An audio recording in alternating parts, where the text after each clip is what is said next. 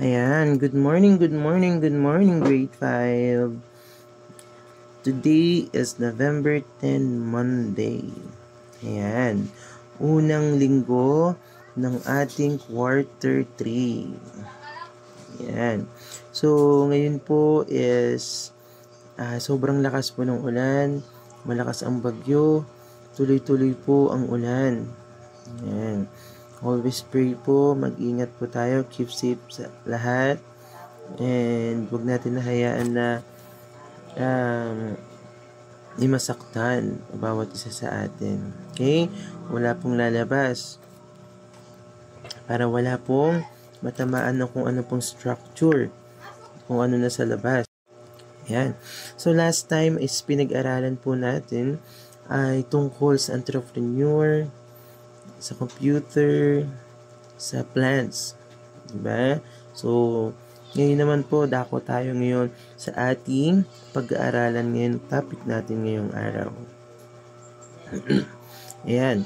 Our lesson for today is about taking care of oneself. Adolescence. Pakibasa nga po, sabay-sabay.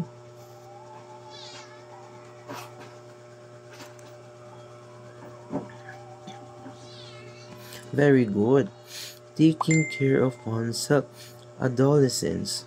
So, based sa nakikita nyo sa mga picture, ano po bang ibig sabihin ng adolescence? Tignan nga natin. Ayan. Kung napapansin nyo, mayroong lalaki na nakakita niya, nagkakaroon siya ng taba, malaki yung kanyang katawan, tapos mayroon naman babae nakakita niya malaki na siya, maayos na yung pananamit niya, nag-iiba yung kanyang pananamit, nagkakaroon ng crush. Ayan. Tapos nag-iiba yung tsura natin habang lumalaki. Ayan. So, meron naman, nagkakaroon naman menstruation. Okay, meron naman lumalaki, sumasakit ang ulo, nagkakaroon ng underarms, amoy sa kilikili. Dito naman, nagiging masimangote, nagkakaroon ng pimples. Yan. So dito, pag sinabi nating adolescence, ibig sabihin, ito po yung pagbabago ng ating pangangatawan. Okay, changes ng ating body. Hindi lang sa ating body, kundi sa ating sa ating sarili. Okay? So, katulad nyo po, kayo po, ang katawan nyo po ay nagbabago na, di ba? Dati po kayo po ay bata pa, di ba? Ngayon, nafe-feel nyo na lumalaki na kayo, nagkakaroon na kayo ng kaalaman sa bawat lumilipas na panahon. No? Nagkakaroon tayo ng knowledge habang tayo ay nag-grow. Okay, so let's proceed po. Yan. Adolescence is one of the most important periods in an individual life. During this time, there are a lot of changes that would happen to your body. Ayan. Diba marami pong changes na nangyari sa ating body. Okay, internal, pwedeng external. Okay, diba kung ikaw yung bata pa na maikli yung iyong braso. Diba maikli yung braso mo. Pansin mo, medyo lumalaki na, umahaba ang braso mo. Umahaba din yung binti mo. No? Along with these changes, you need to pay more attention and extra care of yourself. So, ibig sabihin, hindi lang kapag lumalaki tayo, no? When we grow up, hindi lang dapat tayo hinahayaan natin sarili natin tayo na bumabaho. Siyempre, kailangan tayo po sa sarili natin ay excuse me po, dapat naging tayo sa sarili natin, hygiene. Kailangan maging malinis tayo sa pangangatawan natin, no? Kung ikaw po ay may amoy sa iyong underarms, gumamit po tayo ng pampabango sa underarms. Pero po, kung ikaw po ay bata pa, pwede ko po gumamit ng mga baby powder. Yan. Next. These are the responsibilities that should not be taken for granted by anyone. Taking care of your body is important for you to stay healthy and lively. So, bakit kailangan natin maging malinis, no? Habang lumalaki tayo. So, hindi lang po dapat habang lumalaki tayo maging malinis dahil kailangan natin maging malinis para po tayo ay iwasan ng mga sakit.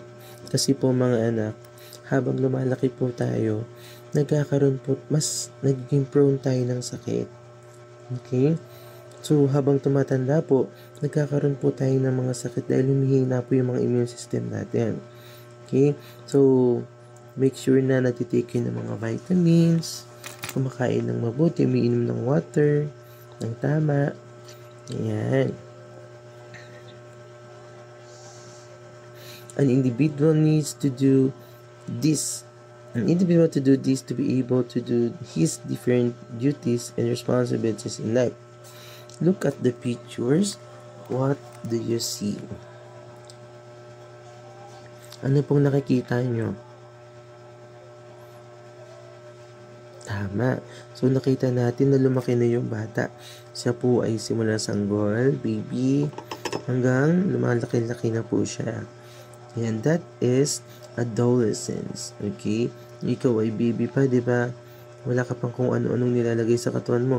So, nung lumaki ka na, andyan nagkakaroon ka na ng hair sa underarm and then your body part. Okay? Mas naging lumaki yung dibdib mo. Diba? Mas nagkaroon ka ng muscles. Yan, sa babae. Nagkakaroon sila ng menstruation. Nagkakaroon ng buhok sa underarm. That is natural lang naman po yan. Okay? So, wag po nating tatawa. Natural po yan sa babae. Next, sa babae po, nagkakaroon sila ng pimples. Okay? Sa lalaki, nagkakaroon din ng pimples. Yan. So, kailangan, habang lumalaki nga tayo, alagaan po natin yung sarili natin. So, bakit tayo nagkaka-pimples? Hindi lang minsan po sa pagiging, sa adolescent. Ibig sabihin, dahil din minsan, tayo po ay hindi po maingat sa pangangatawan po natin. Okay? Kailangan maging malinis tayo sa pangangatawan natin araw-araw. Okay? Next. Do you notice any difference? What are these changes? Have you noticed these changes? All individuals experience changes in your age. Ayan. So, sa age mo daw po, may nagbabago na daw. Okay? These changes are more obvious. One of these changes in physical, varying parts of your body will undergo changes. Okay? So, dun po tayo sa part ng iyong body. Katulad ng sinabi ni teacher. No? Ages of 10 and 13. No? Lumalaki ka. Mas humahaba yung iyong pangangatawan, yung iyong braso, yung iyong binti, yung iyong leeg. Ibig sabihin, kapag may changes sa ating body, nag-change din yung ating internal and also yung ating hormones. Lalo sa babae, habang sila po ay lumalaki, habang nagkakaedad, mas nagbabago po yung kanilang hormones. Mas madali po magbago-bago yung hormones ng babae. Okay? And also, kapag sila po ay nagkakaroon ng menstruation, nagkakaroon ng period, sila po ay nagiging balisa, nagiging mainitin ng ulo, depende po sa nagdadala po niyan. Okay? So, habang po ikaw ay lumalaki, nagkakaroon ka ng buhok sa kilikili, ay nagbabago yung iyong body image, identity, hormones, mas minsan awkward moment, minsan embarrassment, acne, di ba? Kahit sa lalaki po habang tayo ay lumalaki, di ba? Pansin natin na minsan mainit ang ulo, depende po yan sa pagdadala mo. No? Nagkakaroon ng bigote, nagkakaroon ng kung ano-ano sa katawan, nagkakaroon ng buhok sa kilikili, mas lumalaki yung ating braso. No? Sa babae, ayan, mas nagiging maayos pag lumalaki, pag tumatanda, nagkaka-age. Okay? So, they're using lipstick na po, they're using makeup. Yan. Para maging presentable sila. Along with these are mental and emotional changes. You must learn the causes and reasons of these changes to understand yourself. In this manner, we'll be ready to face the common inconvenience brought by these changes. Okay. Diba, katulad po niyan, minsan, sabi ni mami, yung baby ka, ikaw ay napakabait. Ayun, napakakulit mo na. Because, nag-change po tayo ng ating attitude. Okay, nag-change tayo ng ating pag-uugali habang tayo ay lumalaki. Okay, as a student in 5th grade, you and your classmate are already in adolescence period. You are expecting change that will happen to you. Okay, di ba? Katulad niyan, ay po sinabi ni teacher, napapansin nyo na ba na meron na kayong hair sa inyong private part?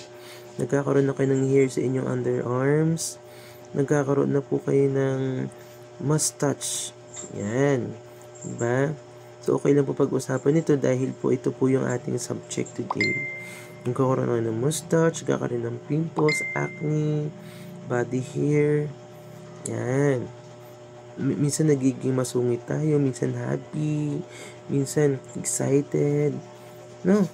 Dahil po yan sa adolescence. Okay?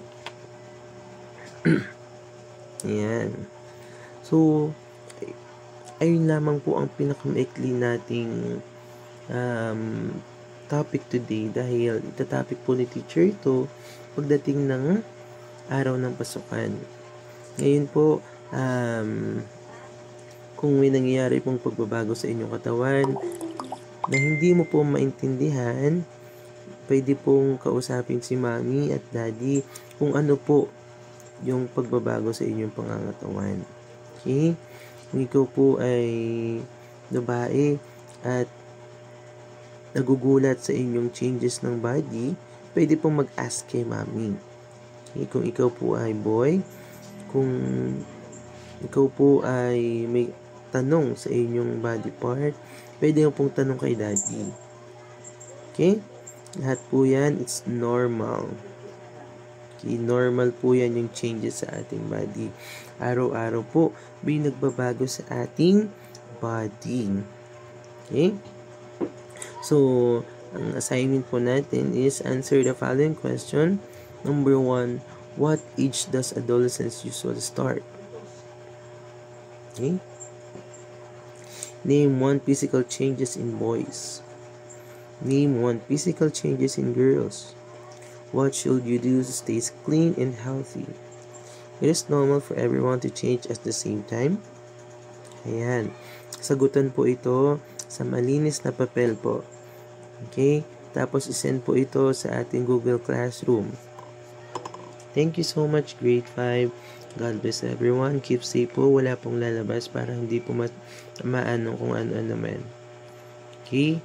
Always pray. God bless everyone. Thank you.